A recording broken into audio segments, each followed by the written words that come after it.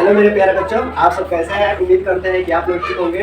आज हम लोग विज्ञान का देखिए विज्ञान मैट्रिक परीक्षा का जो प्रथम पाली का जो क्वेश्चन है साइंस का ऑब्जेक्टिव प्रश्न, ठीक है, वो साइंस का ऑब्जेक्टिव प्रश्न जानेंगे। तो इसलिए आपकी बिहार बोर्ड परीक्षा के लिए बहुत इंपॉर्टेंट है, इसलिए वीडियो को बिना स्किप किए हुए वीडियो को अंत तक देखिएगा ताकि पूरा ऑब्जेक्टिव जो भी हम साइंस का ऑब्जेक्टिव बताएं वो पूरा क्लियर से क्लियर आपको समझ में आए। तो चलिए शुरू करते हैं। अभी तक आपने अगर हमारे चैनल को सब्सक्राइब नहीं किया है तो चैनल को सब्सक्राइब कीजिएगा और बेल आइकन प्रेस कीजिएगा ताकि जो भी हम ऑब्जेक्टिव का वीडियो बनाए वो आप तक जल्द पहुंच जाए। तो चलिए शुरू करते हैं। Of magnesia, milk of magnesia का पीएच मान कितना होता है? ठीक है, प्रश्न है आपका, मिल्क ऑफ मैग्नीशिया का पीएच मान कितना होता है? ऑप्शन ए है 4, ऑप्शन बी है 3, ऑप्शन सी है 7, ऑप्शन डी है 10.5। अगर आपको पता है तो आप कमेंट में बताइए। आंसर आपका डी हो जाएगा। मिल्क ऑफ मैग्नीशिया का पीएच मान कितना होता है? तो 10.5 होता है। चलिए नेक्स्ट क्वेश्चन देखते हैं। क्वेश्चन नंबर 2 है। नेक्स्ट क्वेश्चन है, सल्फर के संयोजी सेल में इलेक्ट्रॉनों की संख्या कितना होता है? क्वेश्चन है आपका, सल्फर के संयोजी सेल में इलेक्ट्रॉनों की संख्या कितना होता है? ऑप्शन ए है 2, ऑप्शन बी है 4, ऑप्शन सी है 7, ऑप्शन डी है 6। तो आप बताइए, अगर आपको पता है तो बताइए कि सल्फर के संयोजी सेल में इलेक्ट्रॉनों की संख्या कितना होता है? ऑप्शन आपका डी हो जाएगा। सल्फर के संयोजी सेल में इलेक्ट्रॉनों की संख्या कितना होता है? तो 6 होता है। चलिए नेक्स्ट क्वेश्चन देखते हैं। तत्वों में किसकी आयनन ऊर्जा अधिकतम है? जो भी यहाँ पर तत्व दिखाया गया है किसकी आयनन ऊर्जा अधिकतम है? ऑप्शन ए है chlorine Cl, option B fluorine F, option C है I, ऑप्शन डी है ब्रोमीन Br। ठीक है, तो निम्न में किसकी आयनिक ऊर्जा अधिकतम है? तो निम्न में किसकी आयनन ऊर्जा अधिकतम है? ऑप्शन आपका बी हो जाएगा, यानी फ्लोरीन की जो आयनिक ऊर्जा है जो भी यहाँ पर तत्व है उससे अधिक है। चलिए नेक्स्ट, निम्न में क्वेश्चन नंबर 4 है आपका। क्वेश्चन नंबर 4 है, निम्न में कौन सा मात्रक वाट के बराबर है? यहाँ पर जो भी मात्रक दिखाया गया है आपको बताना है कि कौन सा मात्रक है जो वाट के बराबर है। ऑप्शन ए है जूल प्रति सेकंड, ठीक है, जूल प्रति सेकंड। ऑप्शन बी है जूल प्रति सेकंड स्क्वायर, ऑप्शन बी है जूल प्रति सेकंड स्क्वायर, ऑप्शन सी है जूल इनवर्स 1 यानी पावर -1 है और सेकंड -1, ठीक है, पावर -1। ऑप्शन डी है जे पावर -2 और सेकंड पावर -2। तो ऑप्शन आपका ए हो जाएगा। तो वाट के बराबर कौन सा है? तो वाट के बराबर जूल प्रति सेकंड वाट के बराबर होता है। चलिए नेक्स्ट क्वेश्चन है। क्वेश्चन नंबर 5 है, विद्युत हीटर के क्वेश्चन नंबर 5 है, विद्युत हीटर के तार की कुंडली बनी होती है। विद्युत हीटर का जो तार होता है उसकी कुंडली जो होती है वो क्या चीज से बनी होती है? तांबा की तार से बनी होती है या जास्ता की या टंगस्टन की या नाइक्रोम की। ठीक है, तो विद्युत हीटर के तार क्या चीज से बनी होती है? तो नाइक्रोम की तार से बनी होती है। ऑप्शन आपका डी हो गया। वीडियो को लाइक करते जाइए, शेयर करते जाइए। अभी तक चैनल को सब्सक्राइब नहीं किया तो चैनल को सब्सक्राइब कीजिए। नंबर 6 है, किसी परिपथ का वह गुण जो विद्युत ऊर्जा को उष्मा में बदल देता है। यानी कोई परिपथ है जो वह गुण, यानी परिपथ का वह गुण जो विद्युत ऊर्जा को क्या चीज में बदलता है? तो उष्मा में बदलता है। ऑप्शन ए है प्रतिरोध, ऑप्शन बी है धारा, ऑप्शन सी है विभवांतर, ऑप्शन डी है आपका शक्ति। ठीक है, अगर आपको पता है तो आप कमेंट में बताइए, यूज भी करते रहिए और वीडियो को लाइक भी करते रहिए। प्रतिरोध, किसी परिपथ का वह गुण जो विद्युत ऊर्जा को उष्मा में बदलता है। ऑप्शन आपका ए हो जाएगा, प्रतिरोध। ठीक है, चलिए नेक्स्ट क्वेश्चन देखते हैं। नंबर 7 है। क्वेश्चन नंबर 7 है, एक विद्युत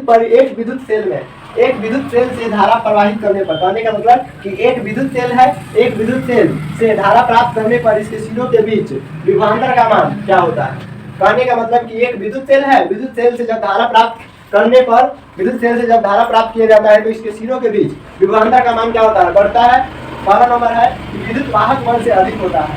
ऑप्शन ए है आपका विद्युत वाहक बल से अधिक होता है। ऑप्शन बी है विद्युत वाहक बल से कम होता है। ऑप्शन बी क्या है? तो विद्युत वाहक बल से कम होता है। ऑप्शन सी है विद्युत वाहक बल से अधिक होता है। ठीक है, ऑप्शन डी है इनमें से कोई नहीं। ठीक है, तो ऑप्शन आपका बी हो जाएगा। एक विद्युत सेल से धारा प्राप्त करने पर इसके सिरों के बीच विभवांतर का मान क्या होता है? तो विद्युत वाहक बल से कम होता है। चलिए नेक्स्ट क्वेश्चन देखते हैं।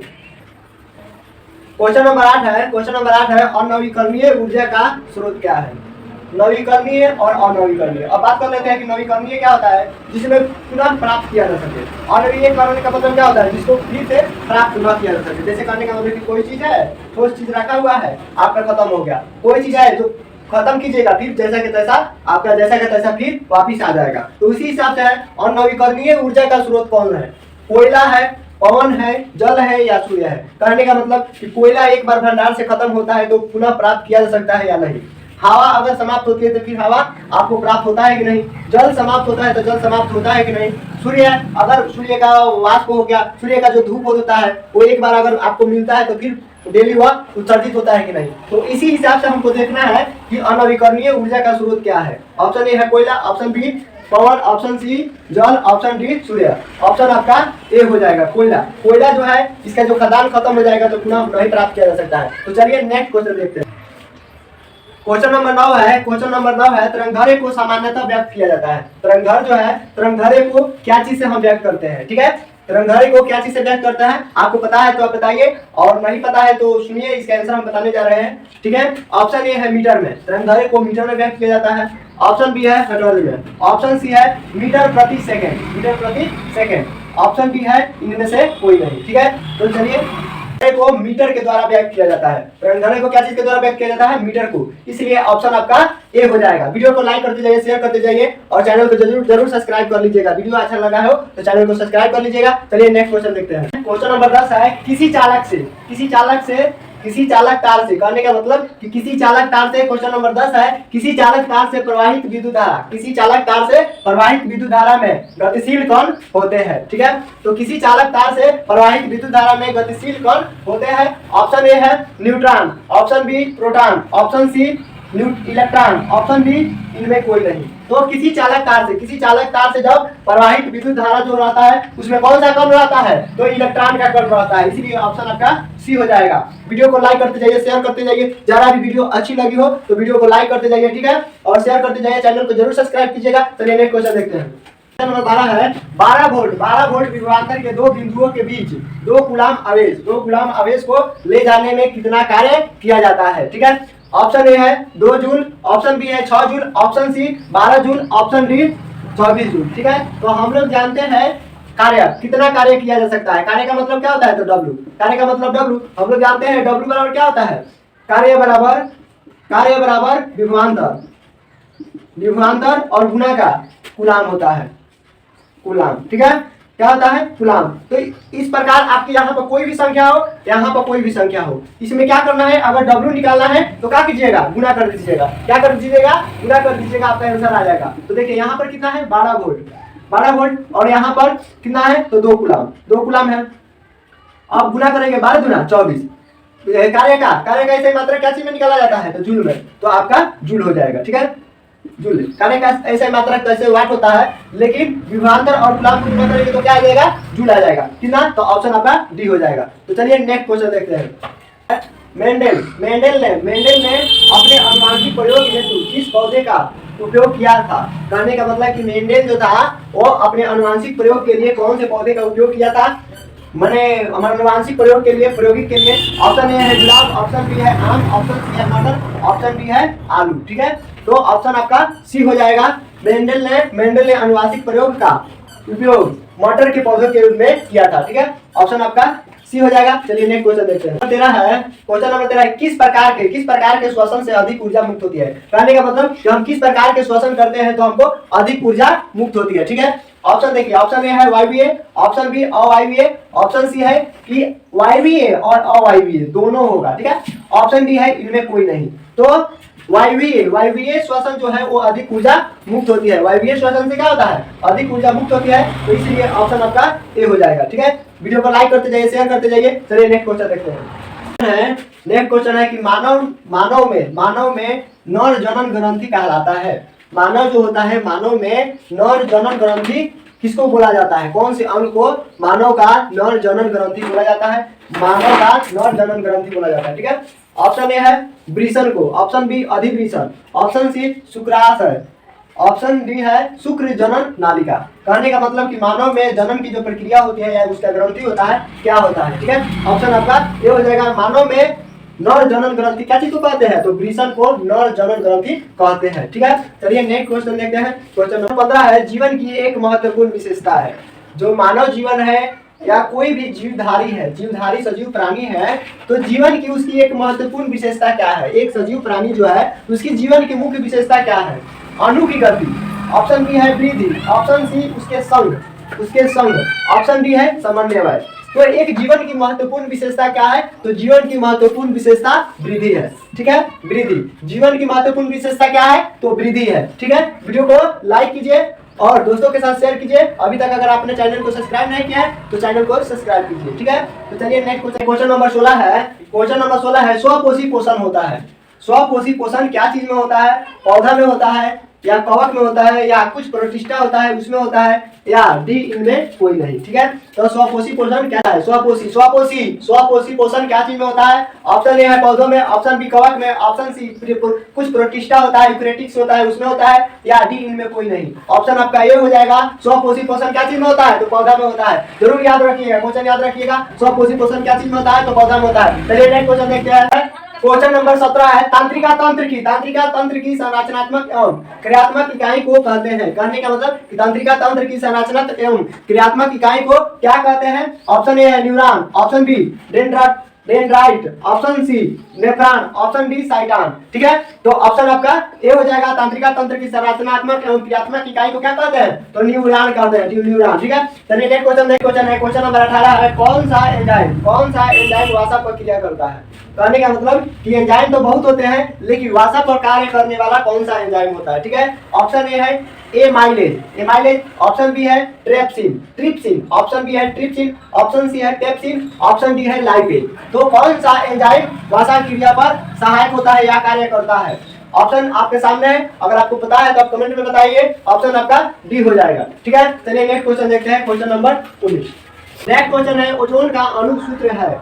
ओजोन का आणविक सूत्र है O4 O3 O2 O5। Ozone का आणविक सूत्र क्या है? तो O4 O3 O2 और O5। आपको पता है तो कमेंट में बताइए। अगर वीडियो को आपने अभी तक लाइक नहीं किया है तो लाइक कीजिए, शेयर कीजिए, और चैनल को सब्सक्राइब नहीं किए तो चैनल को सब्सक्राइब कीजिए, ताकि जो वीडियो हो आप तक जल्द पहुंच जाए। तो ऑप्शन आपका बी हो जाएगा। ओजोन का आणविक सूत्र क्या होता है? तो O3 होता है। ठीक है, चलिए नेक्स्ट क्वेश्चन देखते हैं। क्वेश्चन नंबर 20 है, पीएच का कौन सा मान क्षारक विलयन को निरूपित करता है? पीएच का कौन सा मान क्षारक को निरूपित करता है, यानी क्षारक विलयन जो है उसको निरूपित करता है? ऑप्शन ए है 2 पीएच वाला मान क्षारक को निरूपित करता है, विलयन को निरूपित करता है। ऑप्शन बी है 7 पीएच मान वाले क्षारक विलयन को निरूपित करते हैं। ऑप्शन सी 13 है, ऑप्शन डी 6 है। ठीक है, तो ऑप्शन आपका सी हो जाएगा, 13 पीएच का मान जो क्षारक विलयन को क्या करता है? तो निरूपित करता है। तो चलिए नेक्स्ट क्वेश्चन देखते हैं। कैसे जल के एक अणु में आपको पता होना चाहिए जल में क्या होता है? तो H2O। जल का अणु सूत्र क्या होता है? H2O होता है। तो जल के एक अणु में हाइड्रोजन एवं ऑक्सीजन के परमाणुओं की संख्या का अनुपात क्या है? ठीक है, तो जल के एक अणु में हाइड्रोजन और ऑक्सीजन के परमाणुओं की संख्या का अनुपात क्या होता है? ऑप्शन ए है 1:1, ऑप्शन बी है 2:1, ऑप्शन सी है 3:1, ऑप्शन डी है 1:3। ठीक है, तो ऑप्शन आपका बी हो जाएगा। जल के एक अणु में हाइड्रोजन और ऑक्सीजन के परमाणुओं की संख्या का अनुपात क्या होता है? तो 2:1 होता है। चलिए नेक्स्ट क्वेश्चन देखते हैं। क्वेश्चन नंबर 22 है, निम्न में संकेतों के द्वारा व्यक्त किया गया है। कहने का मतलब कि निम्न में संकेत के द्वारा यहाँ पर दर्शाया गया है। आपको ये बताना है कि कौन सा धातु है, इसमें देखना है, इसके संकेत को देखना है और आपको बताना है कि इसमें कौन सा धातु है। ठीक है, ऑप्शन ए है, ऑप्शन 9A 19, ऑप्शन बी है 24, बी 12, ऑप्शन सी है 12C और 8D 8। करने का मतलब कि इसकी परमाणु संख्या 9 है, इसका द्रव्यमान 19 है। परमाणु संख्या 12, द्रव्यमान 24, परमाणु संख्या 6, द्रव्यमान 12, परमाणु संख्या 8 और द्रव्यमान 16। ठीक है, तो इसमें कौन सा धातु है? ऑप्शन आपका बी हो जाएगा। चलिए नेक्स्ट क्वेश्चन देखते हैं। नेक्स्ट क्वेश्चन है क्वेश्चन नंबर 23। अम्लीय ऑक्साइड के विलयन का पीएच मान होता है। अम्लीय ऑक्साइड जो रहता है, अम्लीय ऑक्साइड के पीएच मान कितना होता है? ऑप्शन ए है 12, ऑप्शन बी है 7, ऑप्शन सी है 8, ऑप्शन डी है 4। ठीक है, तो अम्लीय ऑक्साइड के विलयन का पीएच मान 4 होता है। ऑप्शन आपका डी हो जाएगा। चलिए नेक्स्ट क्वेश्चन देखते हैं।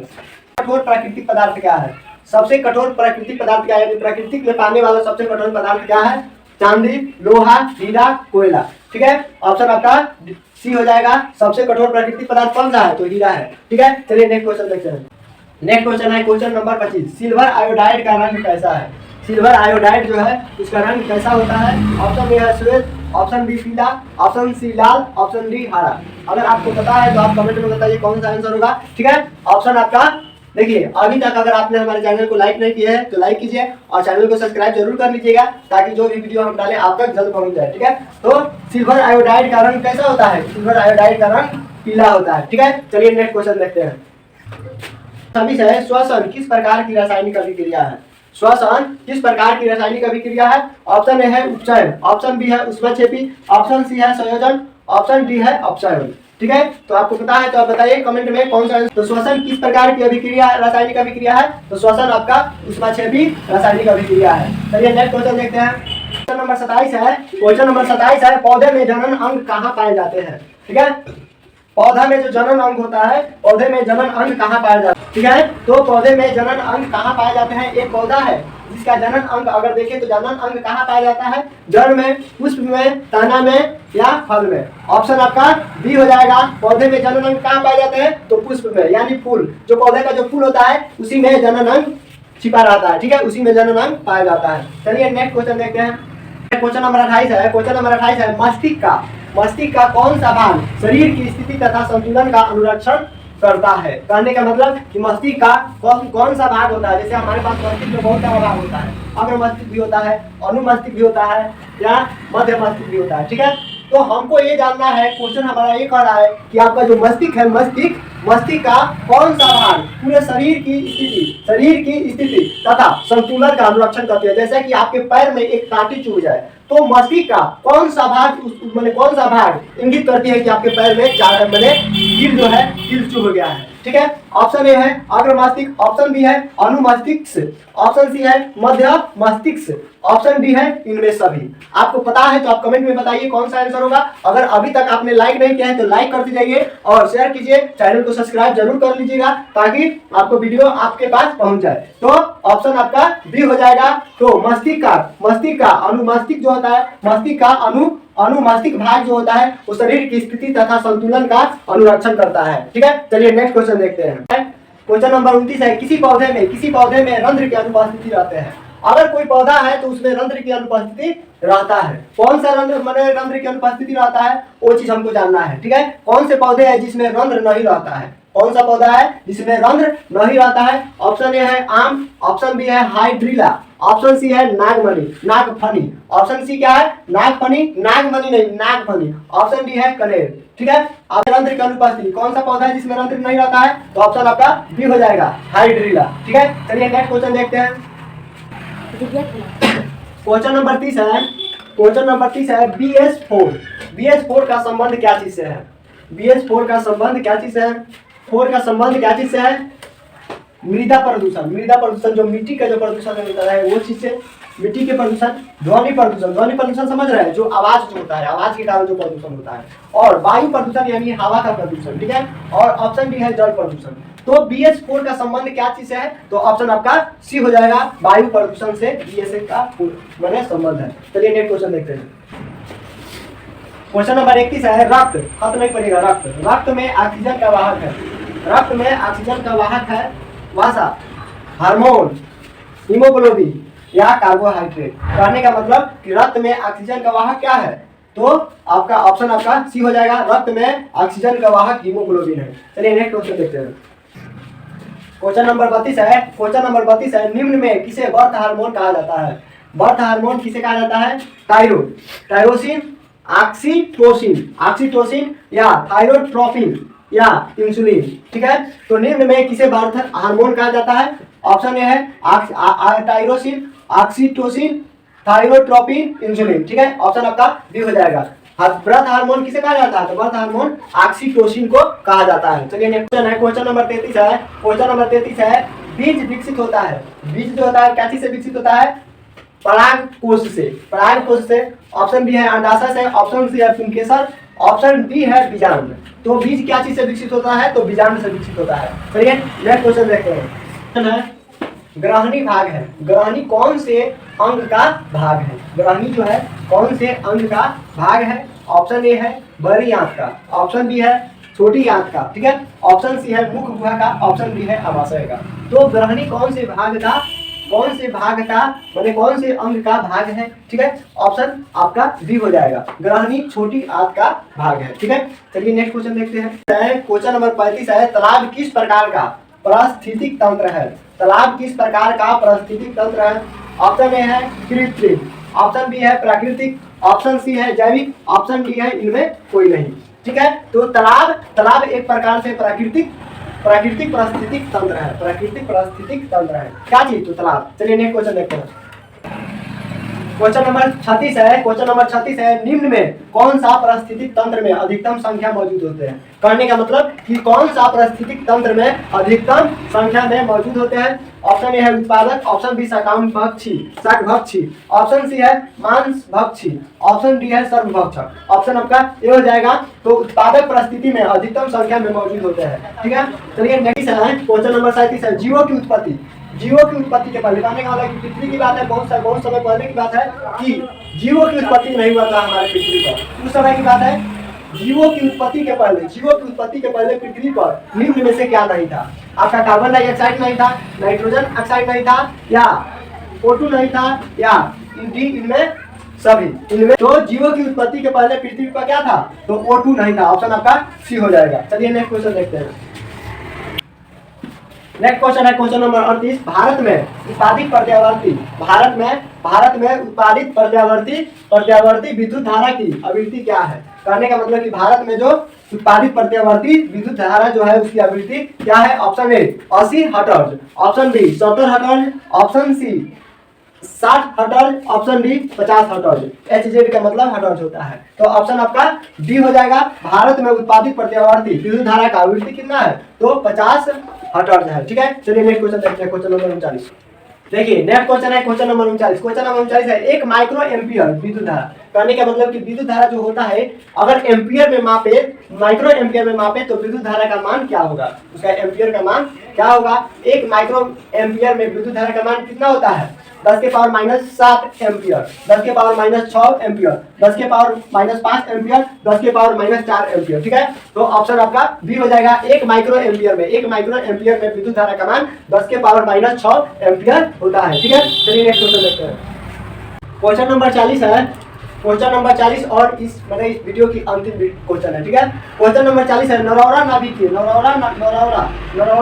विद्युत संयंत्र किस राज्य में स्थित है। क्वेश्चन नंबर 40 है, नरौरा नाभिकीय विद्युत संयंत्र किस राज्य में स्थित है। ऑप्शन ए है Rajasthan, option B Gujarat, option C Maharashtra, option D Uttar Pradesh. तो नरौरा नाभिकीय विद्युत संयंत्र उत्तर प्रदेश राज्य में स्थित है। ऑप्शन आपका डी हो जाएगा। आज इतना ही तक, फिर मिलेंगे नेक्स्ट वीडियो में। तब तक के लिए बहुत सारा, आप सभी के लिए बहुत सारा धन्यवाद। अगर अभी तक आपने चैनल को सब्सक्राइब नहीं किया है तो चैनल को सब्सक्राइब कीजिएगा और बेल आइकन प्रेस कीजिएगा ताकि नया वीडियो जो भी वीडियो होगा आप तक जल्द पहुंच जाएगा। तो चलिए आज इतना ही तक। आप सभी के लिए बहुत सारा थैंक यू, ठीक है।